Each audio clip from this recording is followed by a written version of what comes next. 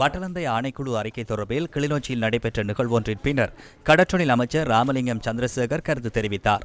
அதனால் பட்டலந்த அறிக்கை என்பது உண்மையிலேயே ஒரு கொலைகார இரத்தவெறி பிடித்த 60,000க்கு அதிகமானவர்கள் கொல்லப்பட்ட பச்சையாக வெட்டி புசிக்கின்ற அளவுக்கு கொடுமைகள் இடம்பெற்ற காலம்தான் 1989ஆம் ஆண்டு 87ஆம் ஆண்டு என்பது. அந்த காலகட்டங்களில் இந்த பட்டலந்தை வதாய் முகாம் மாத்திரமல்ல, நாங்கள் சொல்வது 1978ஆம் ஆண்டு இந்த நாட்டில் ஏற்பட்ட இனக்கலவரம், 56ஆம் ஆண்டு ஏற்பட்ட இனக்கலவரம், 83ஆம் ஆண்டு ஏற்பட்ட இனக்கலவரம், 81ஆம் ஆண்டு ஏற்பட்ட யாழ் நூலகத்தினுடைய எரிப்பு, 94,000 புத்தகங்களை கொளுத்திய பாவிகள் ரணில் விக்ரமசிங்கா.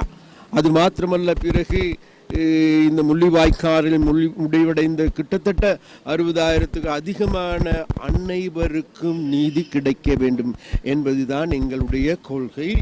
அதனால் பட்டலந்தைக்கு மாத்திரம் வரையறுத்து பார்க்க கூடாது என்பது நாங்கள் பார்க்கின்றோம். அது மாத்திரமல்ல, இன்றைக்கு பட்டலந்தை வதை முகாமில் இறந்து போனவர்கள் எங்களுடைய தோழர்கள், எங்களுடைய சகாக்கள். அந்த சகாக்களுடைய எதிர்பார்ப்பு வேறு எதுவுமல்ல, இந்த நாட்டின் நீதி நியாயம் நிலை பெறுகின்ற சமுதாயத்தை உருவாக்குவதற்காகவே அவர்கள் அந்த போராட்டத்தில் உயிர் தியாகம் செய்திருக்கின்றார்கள். சர்ச்சைக்குரிய பட்டலந்த ஆணைக்குழு அறிக்கையை பாராளுமன்றத்தில் சமர்ப்பிக்க வேண்டும் எனவும் அதன் பரிந்துரைகள் உடனடியாக நடைமுறைப்படுத்தப்பட வேண்டும் எனவும் நீதிக்கான அமைப்பு இன்றைய ஊடக சந்திப்பின் போது தெரிவித்தது. 90களின் நடுப்பகுதியில் அப்போதைய அரசாங்கத்தினால் மேற்கொள்ளப்பட்ட மோசடிகள் மற்றும் ரணில் விக்ரமசிங்க உள்ளிட்டவர்கள் பட்டலந்த அறிக்கையை மறைத்த அநீதிக்கு எதிராக தெளிவான நடவடிக்கை எடுக்க இந்த அரசாங்கத்திற்கு சட்டபூர்வமான உரிமை உள்ளது. பட்டலந்த அறிக்கையை பாராளுமன்றத்தில் சமர்ப்பித்ததன் பின்னர் அதனுடன் நிறுத்த முடியாது.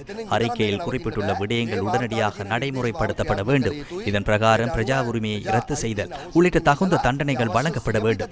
சித்திரவதைக்குட்பட்டு காணாமலாக்கப்பட்ட அனைவருக்கும் நீதி நிலைநாட்டப்பட வேண்டும் என நாங்கள் வலியுறுத்துகின்றோம்.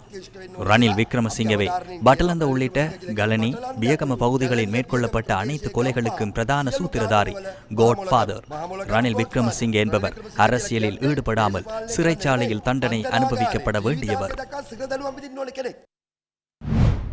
பட்டலந்த ஆணைக்குழுவின் அறிக்கை தொடர்பில் ரோஹண விஜயவீரவின் மகனான உவிந்து விஜயவீர கருத்து வெளியிட்டார்.